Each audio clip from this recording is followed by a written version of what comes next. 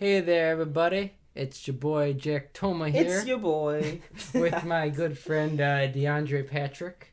It's your boy.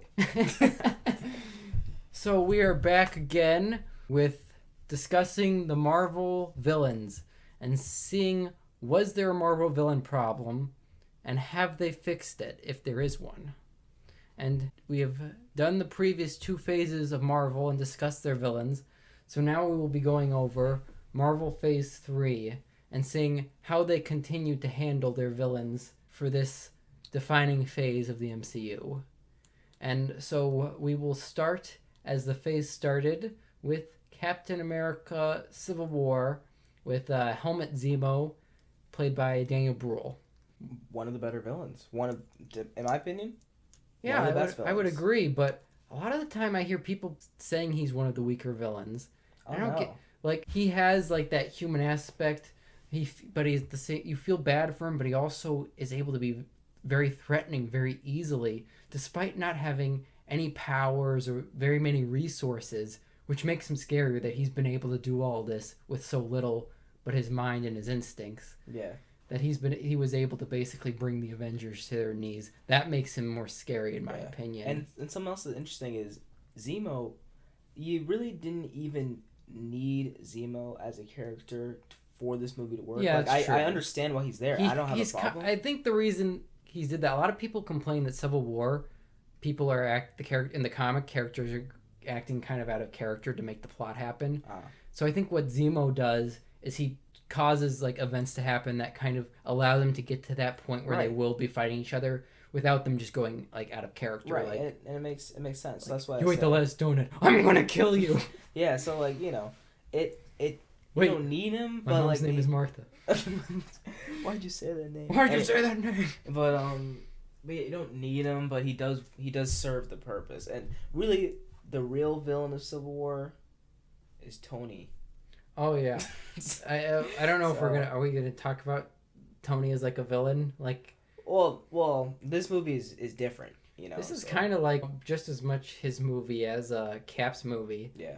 Cause like just kind of feeling like all the things that he's responsible for is all coming to a head here, and he's like trying to do the right thing, but like not seeing like not like seeing the right way to rectify it, and just feel like, oh well, we just need like more control, and that'll just make things all better, and not seeing that he's basically destroying the Avengers because of it. I mean, but even then, even Cap is doing some very questionable things. Oh, yeah. He's, and just all because of selfish personal reasons. Right. Like, just because of Bucky. Like, he thinks that he's like doing all this just for Bucky. Like, yeah. So they're both bad. Well, really. They do kind of have that whole super soldiers in the Antarctic kind of thing that, like, they think that's, like, their kind of excuse for, like, fighting Tony so that they can get there and stop them. But that's all just, fake stuff that like that's basically just a red herring. Yeah. We get Crossbones in the movie for all of 5 minutes. Yeah, again, served his purpose. He was just there to do cool stuff and start the plot. Glad we had like a whole movie with him as a supporting villain, just to have him be the opening villain. Hey, I don't think he'd even be. There's not enough. He looks cool. He looks cool, but there's not enough to him, I think. And the opening scene is a pretty cool opening. Yeah, and it's valuable to the plot. So yeah, I've heard a lot more people complain, but I think those are more people that are fans of him from the comics. Still don't think there's enough to that character in this movie. You couldn't make him. You couldn't make him the main villain. Yeah, he's always just gonna be a second fiddle villain. I think even in the comics, he's mostly just like he's just a muscle like for like the Red Skull or some other villain. So yeah, he served his purpose. But I think I do wish people would give Daniel Bruhl more credit because he gives a great performance, and I'm so glad they're bringing him back for Falcon and Winter Soldier. Yeah. And they're going to give him the purple mask. Yep. It's going to be great. Can't wait. Yep. So Phase 3 started off beautifully, in my opinion, when they came to their villains. Even though you do have to ignore the fact that he's pretty much Zemo in name only. Yeah, besides his name, there's literally nothing about this character. Like, he's getting the purple mask, and he's getting, like, the fur coat kind of thing. Like, the fur coat. But So he's getting a bit more of his look. Yeah, but we'll see. Maybe Yeah. maybe something else will connect. Maybe He's he'll have a sword. turns out he's gonna have been a Nazi the entire time. That, they just found some tweets from years ago. All right, moving on. I think the next villain, they kind of took a step back. And for Doctor Strange, we had Caecilius, played by Mads Mikkelsen. And I'd say he's probably the weakest villain of Phase 3. Yeah. Basically, because he's just kind of forgettable again. I think he's more like a Phase 1 type villain. Like, I think Doctor Strange is more like a Phase 1 type movie. Yeah. So. He's not, like, super bad, but he's just kind of feels inconsequential to the plot. Like, he's there because we need a villain. Right. And I think Mads Mikkelsen is doing a good job. And once again, I think they gave him a good motivation. Kind of like he's lost his whole family and he wants to control, like, kind of like end like all this death and suffering. Basic villain plot. And I think we like get that one scene where he's like kind of like being like restrained in like that like kind of harness type of like device. Yeah. And like he's kind of confiding in Doctor Strange, and you kind of get a bit more than say like you did with like Ronan. Right. And like his powers are pretty like cool.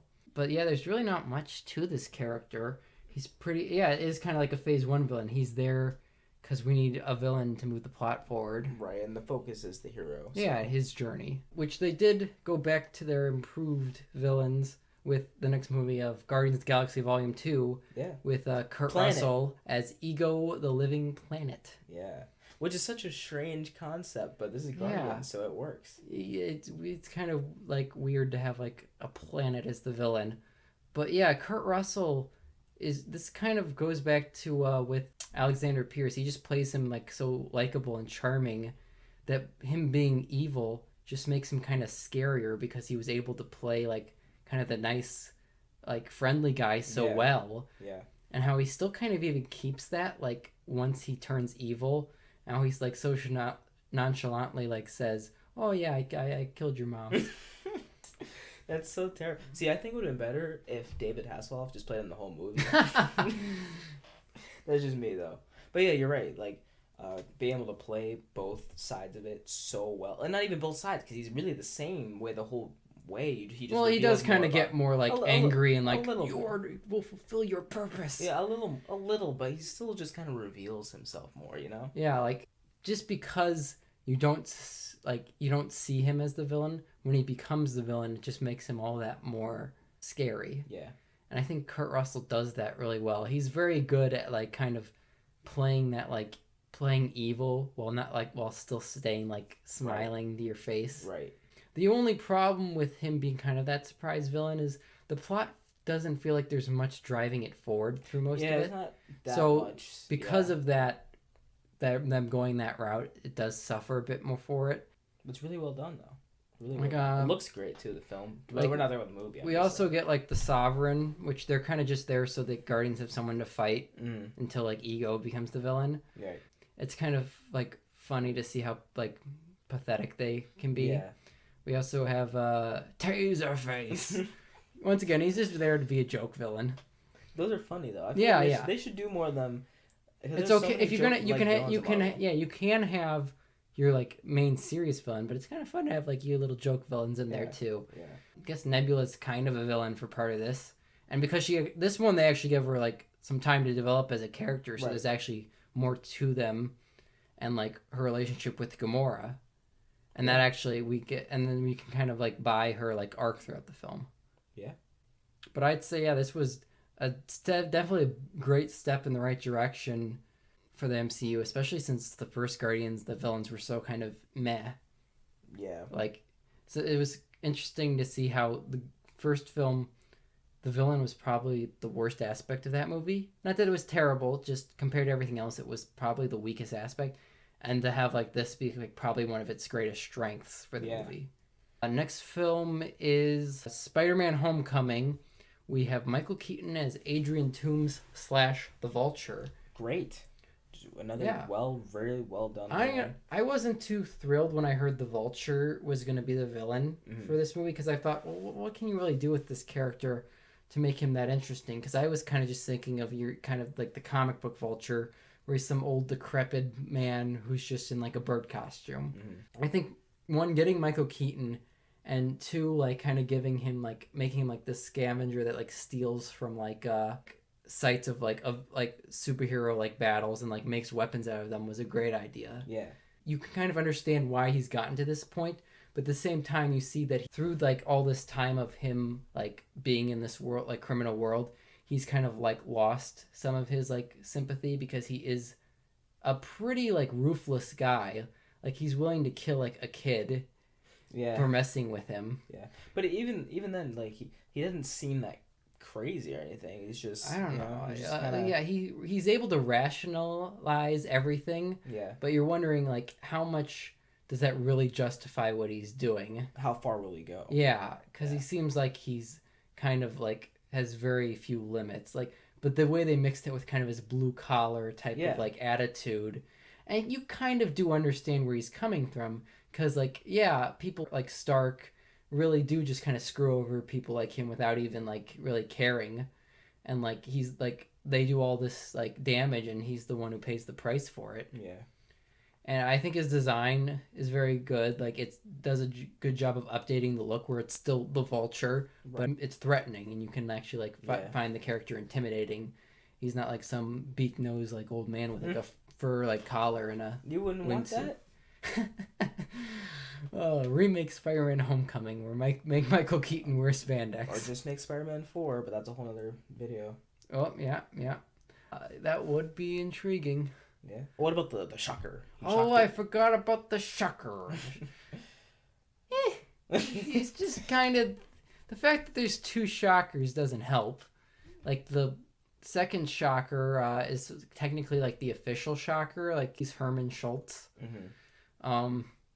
But he really just doesn't do much. Yeah. And he's not even like it's nothing memorable about him other than he shocks people. Well, that was the first one. Like the main Shocker, there's just really nothing that stands out about him. He has like really doesn't do anything. Mm. Like I think he has a brief interaction with Peter when he's trying to like go after the Vulture, but like he has that brief fight with him. But that's about it. And so I would say the Shocker shocks people. We also have the Tinkerer, who's... Oh yeah, I feel like he'll come into play more later. Well, yeah, his whole thing is he's the guy who makes all the weapons for the villains. Yeah. In the comics, he's kind of just like this old like man who's like with big glasses. Like, this they kind of made him kind of this awkward like kind of nerdy guy, which kind of just makes him I guess helps make the villains more relatable. Right. Because he doesn't seem really evil or anything. He's just like a guy who likes making his inventions.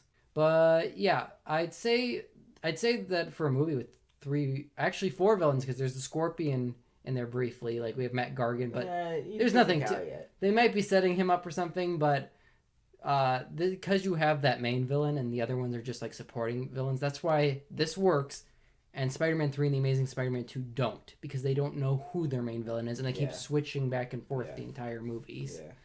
So now we're done with Spider-Man Homecoming. We can actually move on to Thor Ragnarok, where we got Hela, played by Cate Blanchett. She's fine. She's good. They go over the top. To make she's having a blast with this part. She looks like great. She looks like the comics. Yep. Like she's a big enough threat. Like that they set that up pretty well. That she's able to like destroy Mjolnir and take out like pretty much all of Asgard's army single-handedly. Yeah. But I don't know. For me, she's just evil. There's just nothing that interesting to her. They even they give her a connection to Thor, like her being like their sister, but Yeah, it's kind of a missed opportunity because they really could have played to how much she feels maybe betrayed by her father. Yeah, how much she feels neglected. They could have done a lot more with that. Like she was locked away for years and years. Like Odin does like. People have been complaining that he's like a terrible dad throughout the whole trilogy, but like he kind of just gets let off at the end. Like that would have like Odin's the real villain here. Odin and Tony Stark team up and Hank Pym Hank Pym team up to destroy the entire universe. But anyway, I feel like they missed a lot with Hela because of her connection with Odin and Thor, and I guess her non-connection with Thor. Like she doesn't. Yeah, they don't do anything. Yeah, like, they talk about it, but. Yeah, they don't really... That would have been interesting to see, maybe just a scene where she just kind of contemplating, who she is and her existence and her neglect and all that other stuff, but they don't have that. We have a Scourge the Executioner played by Carl Urban. Yeah. He's just there. Yeah. He looks like the comics again. Entertaining. Yeah, they kind of, I guess, he's basically just looking reluctant to being part of it the whole time, just so he can like turn at the very end. Yeah. We got Jeff Goldblum as the Grand Master. He's great as just kind of a joke. He's like the joke villain of the movie. Right. But he's fun. Yeah, he's like a ton of fun. Yeah. I hope they bring him back at some point. That would be great. Yep. That's pretty much it. Oh wait, we got Surtur, played by my man Clancy Brown, Mr. Krabs himself. Yeah, that was also fun. See, this thing. If you don't want your villains to be that deep, then make them like side characters, side villains. But if you do have your main villain, put some effort into making them interesting. Yeah, characters. it don't have to make them the best villain ever. It doesn't. You just need a couple scenes really to make them flush them out a bit more. Yeah, or at least plant the ideas there so you can use your imagination. I'm kind of thinking Thor Ragnarok, that wasn't really their priority. Yeah, they're kind of just trying to make a fun, like kind of retro 80s sci-fi. Yeah. Slash reboot almost, because they really kind of had to. Yeah, they kind of just ignore most of like the stuff from the first two. They kill off the Warriors 3 in the very beginning, pretty much. Yeah, we just forget about Lady Sif. She never existed. Well, Lady Sif. We already had too many women in this movie anyway with Hela. Yes, too many women in my Marvel movies. So next we got Black Panther. Of course, my favorite. Killmonger, one of my favorite villains. My personal favorite villains for obvious reasons. Michael B. Jordan, I think, does a great job here. He kind of nails kind of like what I said about the Vulture. Like, you understand where he's coming from, and you can kind of relate to what he's trying to accomplish. But he's just gone to such an extreme and has been driven to such a ruthless state that you can't really agree with him anymore.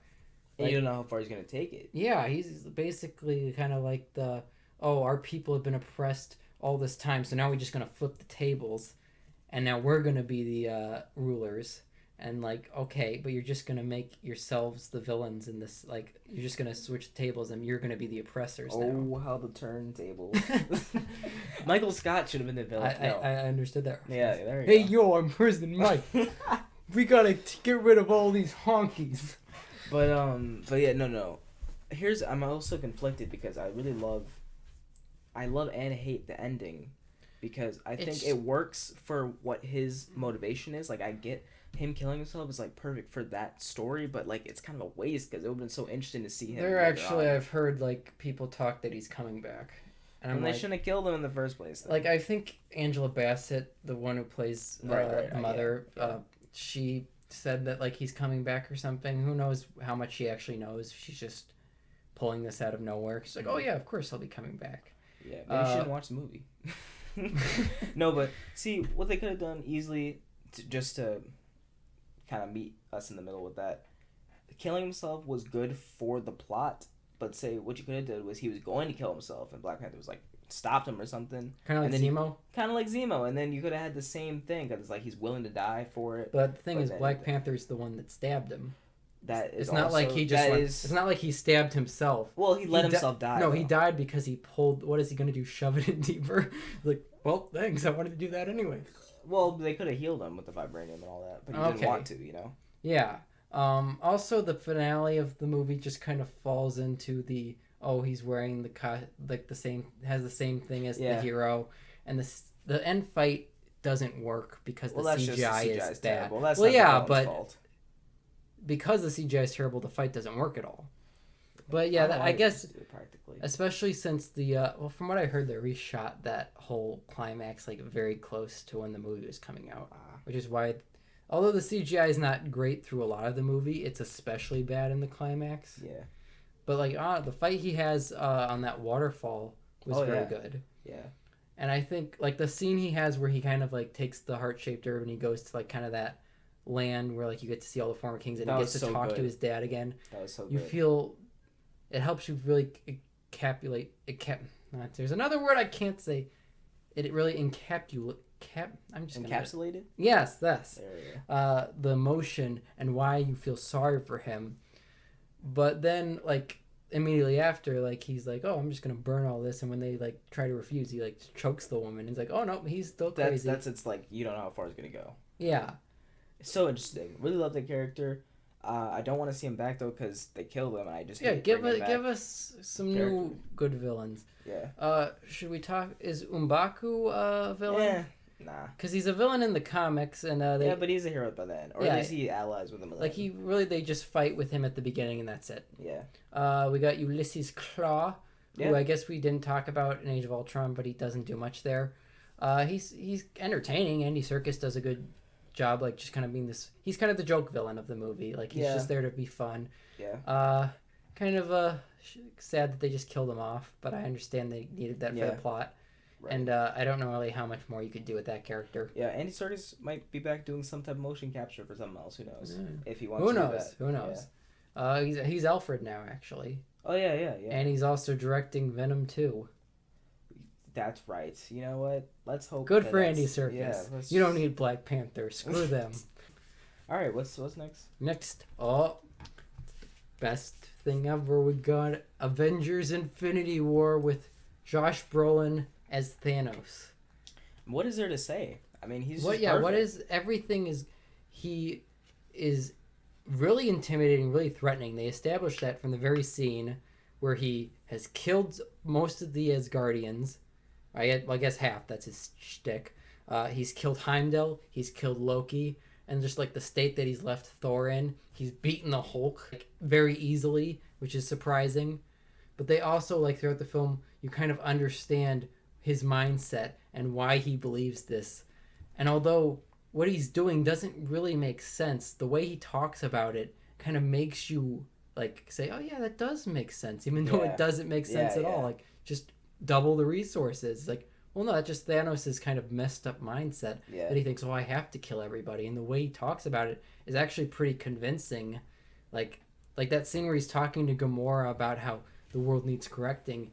I'm kind of getting into it with him. It's like, kill all of them. Wow. I mean, I'll help you out, Thanos. Start stabbing people in the theater. But in this, like, first film, like, you kind of understand, like, his mindset and where he's coming from. Well, at the same time, he works as kind of just this force to be reckoned with. And, like, kind of, he's the one that's willing to sacrifice anything to accomplish his goals, which makes you really think he earned this when he gets, like, the snap.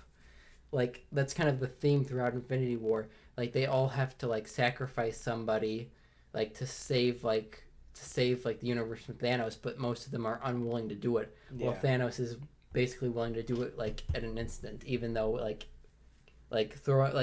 him, like, killing Gamora was very sad, not only because Gamora is a character that you really get to like throughout these films, especially in this one, but because just, like, the look of pain on him, like, you really get the emotion from him that helps you, like, empathize with him. And that's, again, like, when he snaps, it feels like he earns it. And he just has so much great dialogue in this. Yeah. And, like, honestly, the way he talks with the heroes, he feels less just like the generic, I will defeat you, Avengers, and more like he's kind of trying to, like, convince them that he's right. And, like his conversation with Iron Man is, like that he has his, he respects them in some way, even though they're opposing him. Yeah. Maybe he doesn't really see them as a threat anyway. He's like, well, I'm going to beat you anyway. So I just want you to know you fought honorably. Yeah. You know? Thanos is probably perfect villain in this movie. Yeah. I honestly can't think of how they could have done him better. One thing that, small nitpick, like in the, can he be killed by just getting stabbed? Because Gamora, like, stabs him and, like, she thinks he's dead, but then it's just, like, an illusion he did with the Reality Stone. So the whole time I'm wondering, is this guy can someone just stab him and he's dead? I mean, the throat, though, And she also stabbed, like, that double-bladed knife in, like, his chest and stuff. Yeah. But, like, once again, I don't know if that's, like, a legit thing, because that was just an illusion, but maybe, I mean... Because he's able to beat the Hulk, you think, like a sword But piercing's different than brute strength. Well, you think, like, if someone tried to stab the Hulk, like, it would just break with, like, just a sword. Yeah, but the Hulk, his skin is tough and all that stuff. Mm-hmm. Like, maybe Thanos, but maybe he doesn't have, like, all the tough skin. He's just strong. You know what I mean? Just a weird thing about the logic. Oh, yeah, I'm also... I was worried that I was not gonna like his look because they took away his armor, but I honestly like the look he has for this film. Yeah, I think it's all it is just so you can connect with them more. Yeah. I think if when he wears all the armor, which we'll get to that with Endgame, he works as more of a threatening villain, but you can't really connect with him that well, like when he's just covered in like armor with like a helmet obscuring his like a lot of his like head.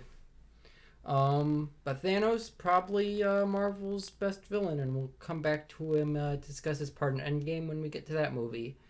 Now we're at my least favorite Phase 3 movie, Ant-Man and the Wasp. Who's the villains in that? There's a bunch of there's basically just a bunch of smaller villains. Like, not small, no pun intended. But like unlike the first Ant-Man, where like Darren Cross / Yellow Jacket, he was definitively the villain of that movie. We have a bunch of like villains. We have Ghost and Lawrence Fishburne. Just Lawrence Fishburne. Yeah, it's just Lawrence. I don't remember his real name, but he was Goliath. Yeah. Which, I guess once there's not enough really time that they spend with them, I guess I kind of feel bad for her and understand where she's coming from. Mm-hmm. But there's just not that much to her. And we also got like that gangster villain. I forgot about him. Yeah, and we got the FBI Asian so Jim villain. Yeah. It's basically just supposed to be like a. Well, okay, like you didn't think of it. Like that's who you. That's not who you think of. I didn't want to admit it, but yeah. His name's Randall Park, so I do know the guy's name, so I'm not racist. Mm-hmm. Much. But yeah, they're just kind of we just need a bunch of characters to chase after each other for the whole movie. Mm. That's kind of this movie's just entertaining for me. Yeah. It was the first time, but there's really not much rewatch value to this. Yeah, it's just fun. Yeah. And it's something you literally would just eat popcorn to and just watch for fun. I never really feel a need to rewatch this.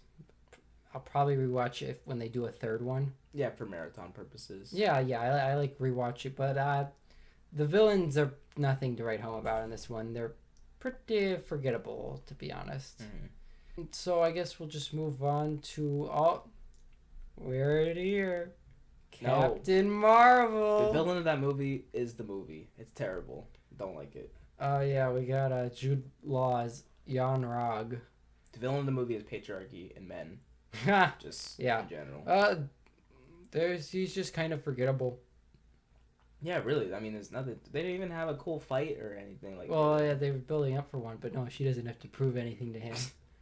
Right. I mean, it's just nothing to him. Yeah. We kind of have a misdirect with the Skrulls. Mm-hmm. Which I'm still conflicted on. Would you have preferred if the Skrulls had just been the villains? Yeah, because it would make them more interesting later on. Because I know, it's not like just because these ones are good that all the Skrulls are good. But, like, I don't know, it would have been cool to introduce them as villains and keep them as villains for, like, the next phase or two, Would have been cool. But, they went in different directions. I like their designs. Like, they look cool. Straight from the comics. Yeah, so they look cool. They did a good job. I'm also glad they're not, like, all CGI. I like... Yeah, they like CGI for the shape-shifting, but, like, I think it's mostly makeup. Yeah, I like it because it's practical stuff. But, yeah, and I think they do kind of the Skrulls could be anyone type of thing, like... Yeah. But, once again, they kind of just say, oh, no, they're not the invaders, they're the refugees, and now the Kree are the main villains. And the Kree are just pretty boring. Like all the other like Kree members, there's nothing I really remember about them. They somehow did Ronan even worse. Well, no, he looks better. He looks like Ronan. Yeah, he's got like they gave him the green costume. But yeah, there's nothing really to these characters. They're pretty forgettable. Yeah. So let's move on to. We spent a total of 30 seconds on that movie. Well, there's nothing really to them. They're just boring. Yeah. Like between Thanos movie villains are just meh. Yeah. So next we have Avengers Endgame, where we once again have Thanos as the villain, which we actually get Infinity War Thanos killed off at the opening like sequence of the movie. So unexpected. Yeah. I kind of thought, oh yeah, he'll just be chilling on his in his garden like planet. Yeah, make him do tomatoes. And then like once they get like undo everything. He'll be like, "Oh, now you got me pissed off. Yeah. I'm gonna roll up my sleeves and beat you up." And nope, just chop his head off. Nope. That does kind of create a disconnect when we get 2014 Thanos, because this isn't the Thanos that they've like experienced anything with Infinity War. He hasn't really done. Well, he sent the army to New York, but that's about it. Right. But at the same time, I think this is the movie that they establish like more definitively. This guy's just crazy. Like, yeah, he has all these like justification, all these grandiose speeches about how he's right and he knows what's best for everybody. But he's really just some psychopathic maniac that enjoys killing people. Right. And this is just his justification for it. Honestly, I think that didn't take... A lot of people said that took away from him. But honestly, I think that just makes him more intriguing, because he's... And honestly, you can kind of see that in Infinity War, like how he enjoys, like his enjoyment in killing, like, Loki. Yeah. He's kind of just seems to enjoy killing people. And, like, he'll make up, like... in his head, oh yes, I'm doing this for the greater good. That makes it even more scary, like you said, because he already likes it, but if you can make him an excuse as to why he's doing it, why he says he's doing it, then he can just do anything evil and then just make up some reason for it. That's why I think it works having him wear the armor for this film, because he's no longer relate to me, Thanos. I'm the scary monster that'll kill you all. Yeah. Oh, and the line was like, whenever I annihilated half a planet, it was never personal. But when I extinguish your insignificant little universe, I'm going to enjoy it very, very much. Yeah. I'm like, damn. Yeah. But again, even this movie has so much to juggle. I mean, as far as wrapping up a lot of loose story ends and just finishing off the arcs, I'm okay with what they did with Thanos, because it means they have less they have to deal with for characters. And I think them making him like kind of more overtly like bad helps make it more satisfying when he not only dies, but dies in the same way that he got rid of the rest. Like, well, I guess not this Thanos, but Thanos in general, like, got rid of the rest of the universe. Yeah. Well, plus having him be overtly evil, for me at least, it makes the stakes higher because he's scarier for me. Like, I feel like he's just gonna slaughter people. What do you think of them giving him like a weapon, like the two-bladed sword? Sell toys. Yeah, basically. Well, I feel like, if he doesn't have the Infinity Gauntlet, I guess it keeps it more creative than him just punching and kicking. Mm-hmm. Like, it gives him something to actually fight with. So I guess it does serve a purpose. But yeah, there's not much more. I think this just kind of continued what was good about Infinity War and kind of like further like fleshed it out. Yeah. He does, obviously, he doesn't get as much to do as he did in Infinity War, because that was kind of his movie. Right. This is more focused on the Avengers, and he's just the villain now. But yeah, I really love Thanos, and I think this was a great kind of conclusion. And I think they definitely needed to nail Thanos because of how much they set this character up from the Avengers onward, and how many times they're like, Thanos is coming, Thanos is coming. Yeah. So if they screwed this up, how bad it would have gone down. Yeah. So now we move on to the final Phase 3 movie, Spider-Man Far From Home. The villain, Tony Stark. Oh, again. Well, you can say that pretty much besides the Avengers, Infinity War, and Endgame, any movie that Tony's involved with, it's his fault. Yeah. But, Mysterio, cool take on him. I like it. Connects to the MCU. Yeah, I like kind of him established as just unstable guy that sees himself as like kind of this. He needs to like be the one that like the voice that needs to be heard and like the face that needs to be seen. And he's like, oh, well, everyone's just like superheroes. I'll just become a superhero. Yeah. And like he's willing to go like through like any means like to like no matter how crazy. And, like, you're kind of like, oh, well, yeah, Tony just unfairly fired him. It's like, well, this guy's pretty unstable. I can probably think that he probably did something that warranted it. Mm-hmm. Look is great. They nailed Mysterio's look. Like, they did a good way of basically just taking the comic look and making it work in live action. Don't you wish that back in the early 2000s when they were doing superhero movies, like, big budget for the first time, that they would just do that? Because people accept it. Yeah, well, to be fair, I think the helmet's, like, CGI. Yeah. So I'm wondering, like, they couldn't have done that in the early 2000s. They'd have to, like, just put some glass and you put some color in there. you're good. But then also, well, yeah, the thing is, then you don't get Jake Gyllenhaal like in the costume for those scenes, because they can just have him in like the regular costume and just CGI over him. But he's like, I'm not wearing that helmet, because he's a big fancy actor, man. Okay, big fancy actor, man. No, but anyway, that's a whole other topic. Well, I mean, it's kind of on the same thing. They were talking about villains. Like, this is just a pet peeve. Again, a little off topic, but still. Every villain in the early 2000s, they just wear black leather. No, not Green Goblin. Other than Green Goblin. He got his Power Rangers costume. Yeah. Other than Green Goblin, every other villain is just, wear a coat. Yep. And some black leather. Sandman, he had his green and black striped shirt. Man, it's just a t-shirt. Venom.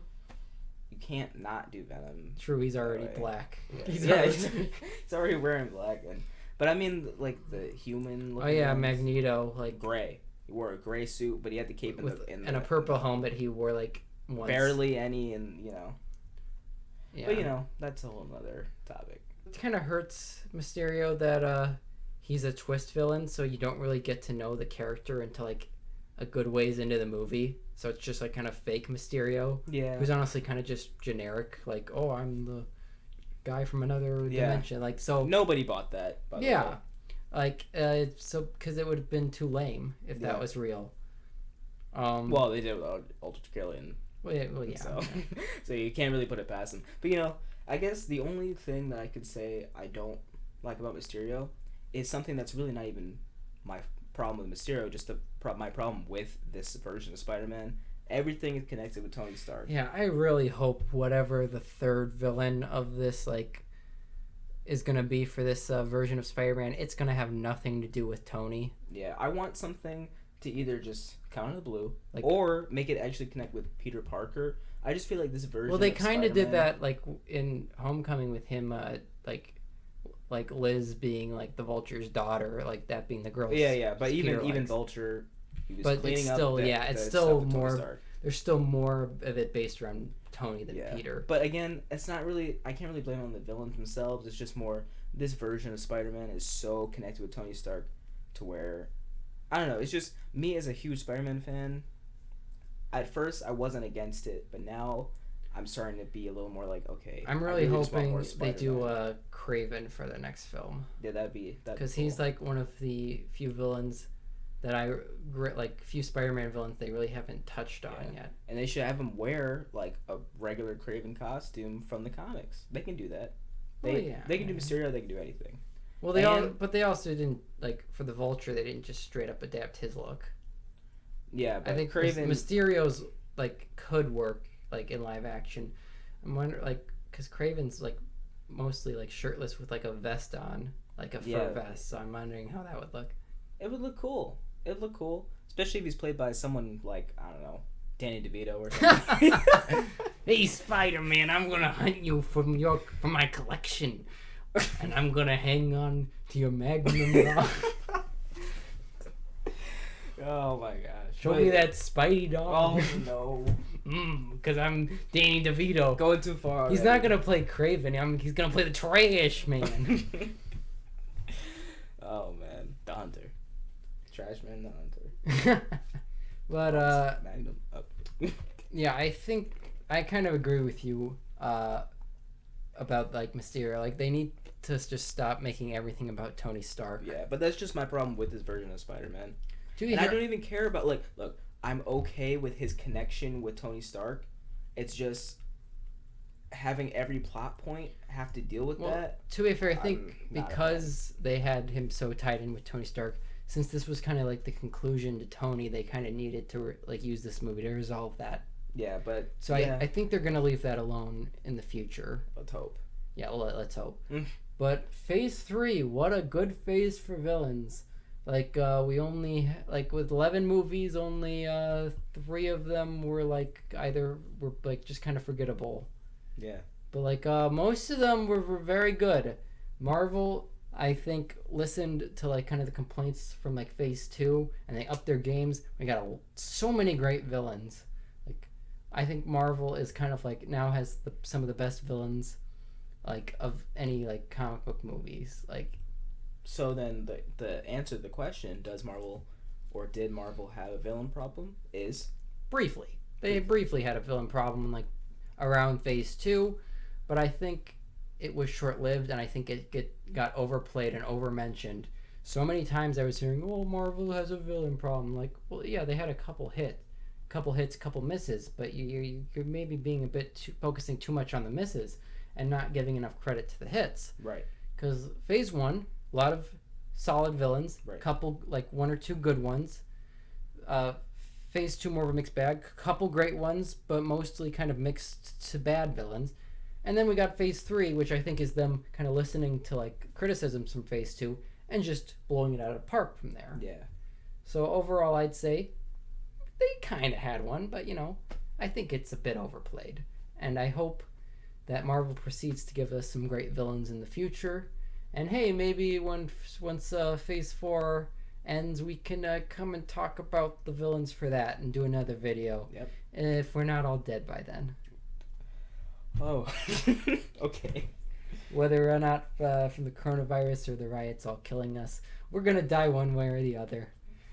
Yeah, or if no movies ever come out ever again because no theaters will ever reopen.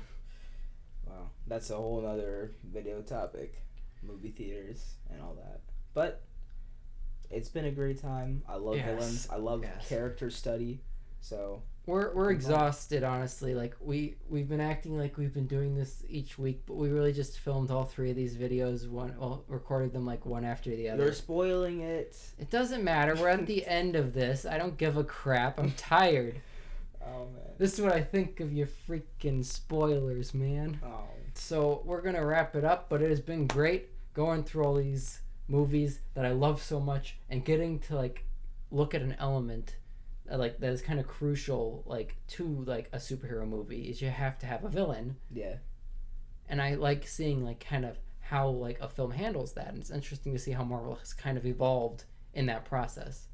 So thank you for going through this with me, Mr. Deandre. Of course. It has been a pleasure, and it is a pleasure to be talking to all you wonderful people.